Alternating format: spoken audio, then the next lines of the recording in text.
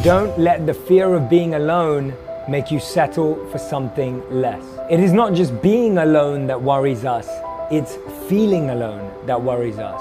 This is our opportunity to get to know ourselves. If you want someone to fall in love with you, we have to fall in love with ourselves first. Our biggest mistakes are that we try to get to know others' interests before we know our own. We try to learn about everyone else's favorite color and movie before we know our own. And we learn to know what makes others happy before we learn what makes ourselves happy.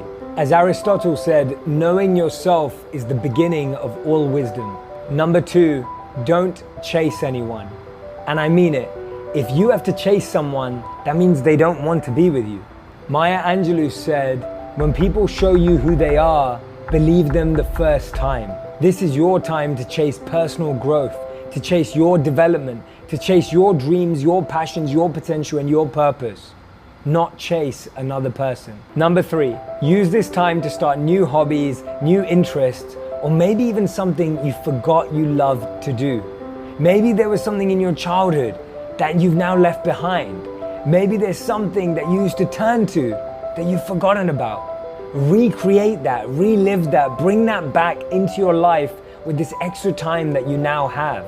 Number 4, our happiness is so closely linked to how much we are progressing, how much we're learning, and how much we're achieving.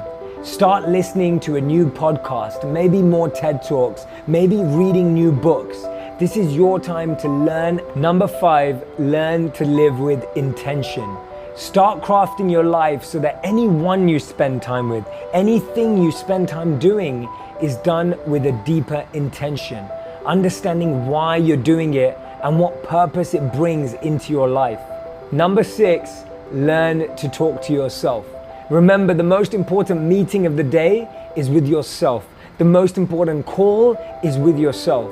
When you're able to interact with yourself, understand your emotions, and navigate your mind, you're starting to be comfortable alone. I read a study where men and women were given the option to either spend time alone with their thoughts for 15 minutes or give themselves an electric shock. Roughly 30% of women gave themselves an electric shock, and around 60% of men chose the electric shock. Instead of using an escape, instead of finding another person or thing to get attached to, learn to be comfortable and at peace with your own thoughts. Maybe it's through mindfulness, maybe through meditation, or maybe just journaling. If we never learn to be alone, we'll always feel that we're lonely.